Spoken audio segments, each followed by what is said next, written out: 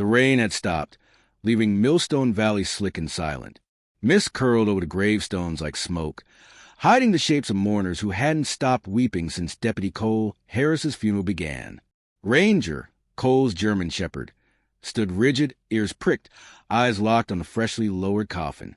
The wind carried a faint tang of wet pine and something more unsettling, an undercurrent of unease that gnawed at the edges of the small town.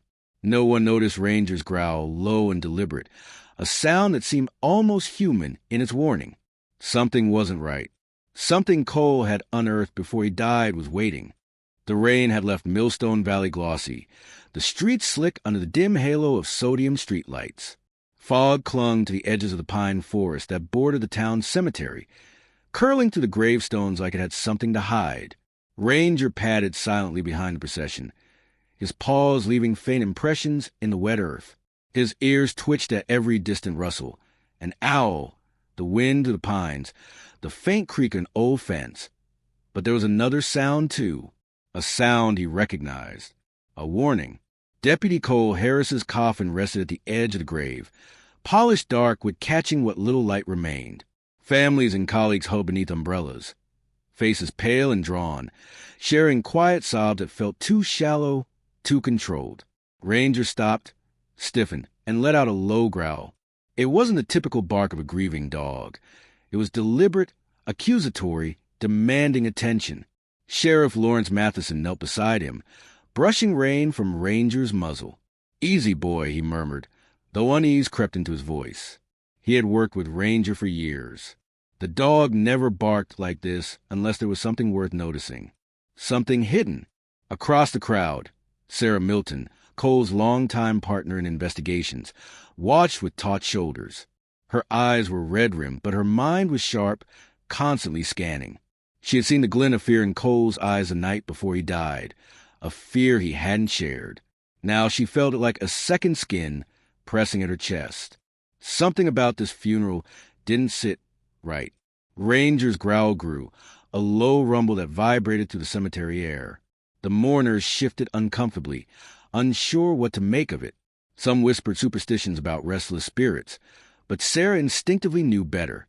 Ranger had sensed something concrete, living or recently moved. He sniffed at the coffin, his body rigid, tail low but tense, his eyes flashing intelligence beyond any ordinary dog. Sheriff Matheson frowned, rubbing the back of his neck. Ranger, not now. His voice carried the weight of authority, but also doubt.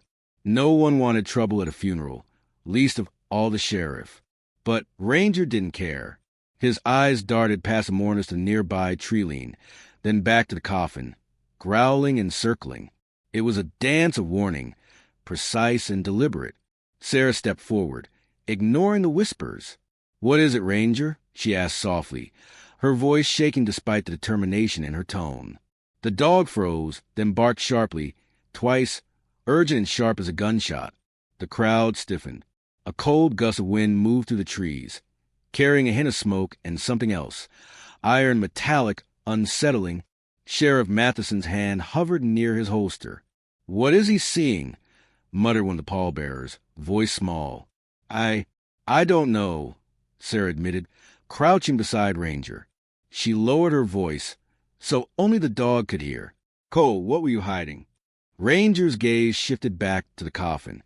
He barked again, insistent. Then he nudged the casket with his snout. A soft thud echoed, a hollow sound. Silence fell over the cemetery. Hollow, like the coffin wasn't filled with what it should have been. Sheriff Matheson stepped forward, uneasy, glancing at Sarah. "You think someone moved?" Before he could finish, Ranger's hackles rose, and he lunged toward the tree lean. The mourners gasped, umbrellas clashing. "Ranger, stop!" Sarah called, but she followed, heart hammering. She trusted the dog more than any human right now. Ranger ran toward a small clearing behind the cemetery where the ground sloped into dense underbrush.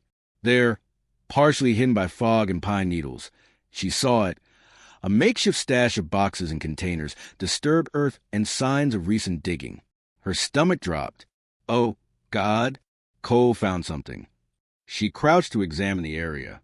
The soil was freshly turned, bits of wood and metal poking through. Ranger circled, sniffing each corner, his nose bloodied from digging into something that smelled faintly of decay.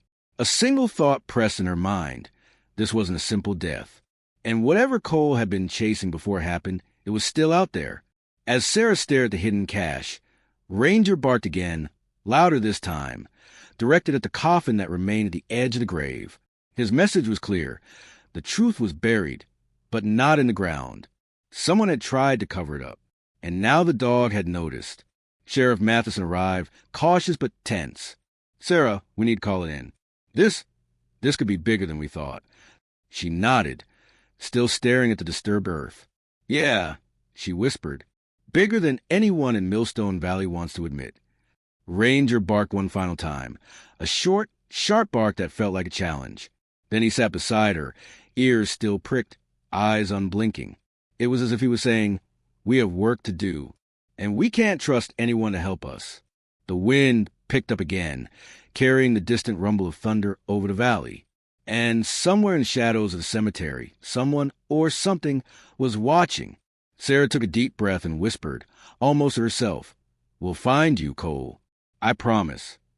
And in that moment, she knew that nothing in Millstone Valley would ever be the same. The fog lingered over Millstone Valley like a living thing, twisting to the pine forest that bordered the town like a ghostly sentinel. Sarah and Ranger returned to the sheriff's office, the dog padding silently beside her, ears alert. Each step through the muddy streets echoed their isolation. The town seemed to hold its breath, as if it too sensed the unease. Sheriff Matheson had already placed a call to state investigators, but the way he avoided her gaze told Sarah everything she needed to know. He didn't trust the large authorities, or maybe he didn't trust himself. "Listen," he began, leaning against a worn wooden desk. "What Ranger found is bigger than a simple local crime. Cole stumbled onto something dangerous. You saw the grave, the dirt? That's not a mistake." Sarah nodded, her mind racing. "He was onto something before he died. I saw the stash behind the cemetery. Whoever did this wanted to make sure it stayed hidden." Matheson sighed, rubbing the bridge of his nose. "I've been here 20 years. Things disappear in this town, sure. People move on, forget, cover their tracks. But this, I've never seen anything like it." Ranger whined softly, circling the office before settling near Sarah's boots. She crouched, pressing her hand into his fur. The dog's instincts were unnerving but undeniable. He had never been wrong before. Her phone buzzed. A text from an unknown number. "Stop digging or you'll be next." Her chest tightened. She showed Matheson. He frowned, jaw tight. "That's not a local threat. Whoever sent this knows you're poking around." Sarah's mind reeled. The funeral, the coffin, the hidden cache. It all made sense now. Cole hadn't just stumbled upon a crime. He had discovered a network. And someone powerful enough to kill him. The next morning, Sarah returned to the cemetery under cover fog, Ranger at her side. She retraced the hidden clearing, inspecting the disturbed soil. The boxes were gone, but the imprint of heavy items in the mud remained. Whoever had moved them knew the area was vulnerable, and yet they hadn't bothered to cover their tracks fully. "Someone wants us to find it," she muttered. Ranger growled, his ears swiveling toward the tree-line. Sarah followed his gaze, spotting a shadow moving just beyond the fog. It vanished before she could make it out. Back at the station, Sarah went through Cole's files. His meticulous notes were spread across the desk. Financial records, photographs, coded entries. Names of prominent townspeople. Records of donations and property transfers. There were patterns and discrepancies, hidden movements of money that hinted at illegal activities. Black market dealings, human trafficking networks, and corrupt officials quietly protecting one another. A knock on the door startled her. It was Frank Donnelly, a local journalist with a reputation for bending stories to get clicks, but who had always respected Cole. His eyes darted around nervously. "You're digging too deep," he said, voice low. "Cole, he stumbled into something that'll burn anyone alive who touches it." "I know," Sarah replied, her tone calm but icy. "That's why I can't stop." Frank hesitated. "I want to help, but there are people in this town who will do anything to keep this quiet, including me." Sarah frowned. "Including you? He looked away. I used to cover for them. Cole found out. He tried to warn me. I didn't listen. Ranger growled low, sensing the shift in the room. Frank flinched. Sarah didn't know whether to be angry or cautious. Trust in Millstone Valley was a currency she didn't have. That night, Sarah returned to the clearing alone.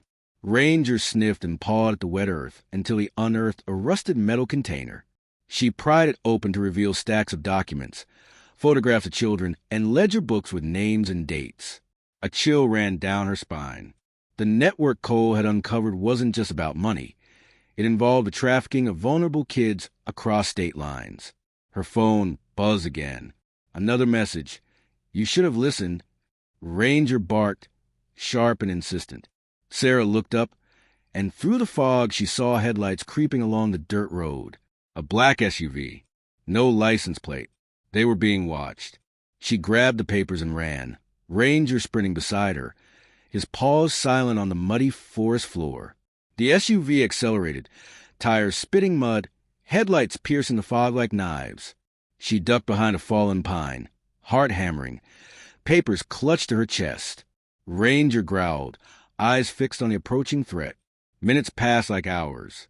The vehicle slowed, then turned down another path, leaving only the sound of distant tires fading into the valley. Ranger stayed at her side, vigilant. Back at her apartment, Sarah spread the evidence across the table.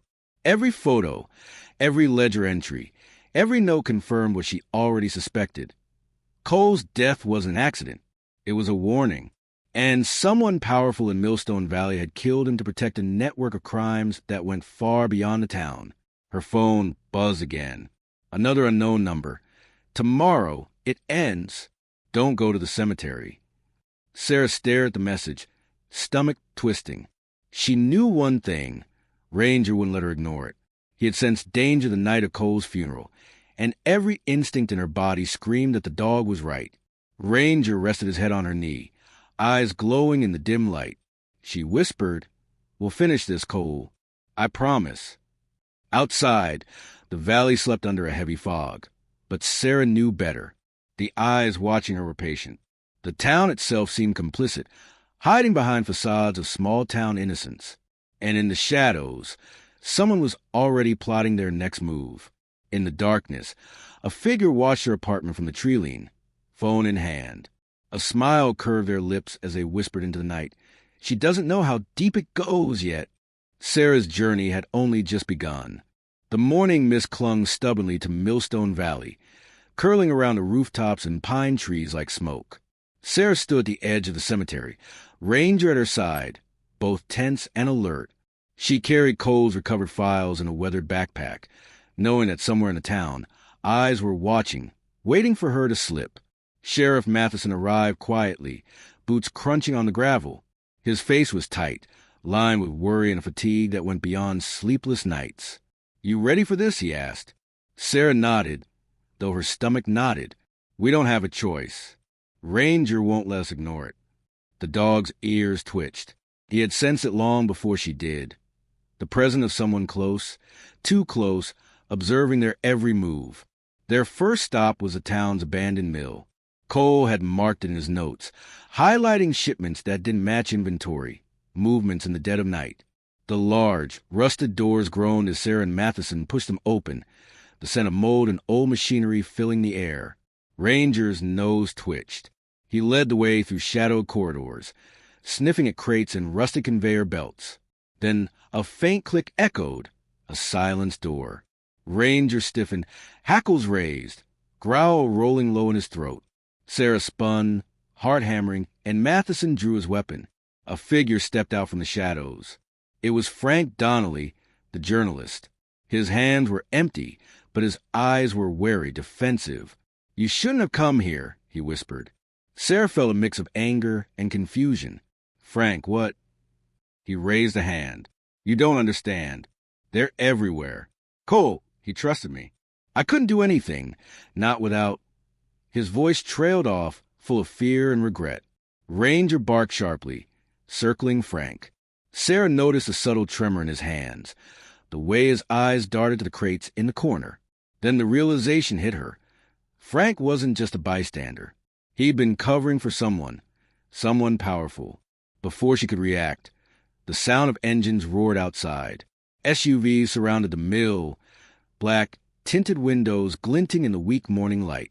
Figures in masks emerged, armed and precise. Matheson cursed under his breath. They know we're here. Sarah clutched Ranger's collar. We don't have a choice. We fight or we die. The first shots rang out, sharp cracks echoing off the steel walls. Ranger lunged at the nearest figure, teeth snapping, growling with ferocity. Sarah dodged, pulling Frank behind a rusted conveyor belt. Matheson returned fire, taking careful shots to protect them. Amid the chaos, Sarah noticed crates labeled with names, children's names, locations, dates. Cole's nightmare. The full scope of the network sprawled before her, tangible and horrifying. Ranger charged again, knocking a masked figure to ground. Sarah grabbed the nearest crate, flipping it open. Inside were documents proving illegal trafficking operations stretching across multiple states. She stuffed the files into her backpack, her mind racing. This was the evidence Cole had died trying to expose. Suddenly, a masked figure grabbed Frank, pulling him toward the exit. Sarah's heart pounded. She raised her weapon but hesitated.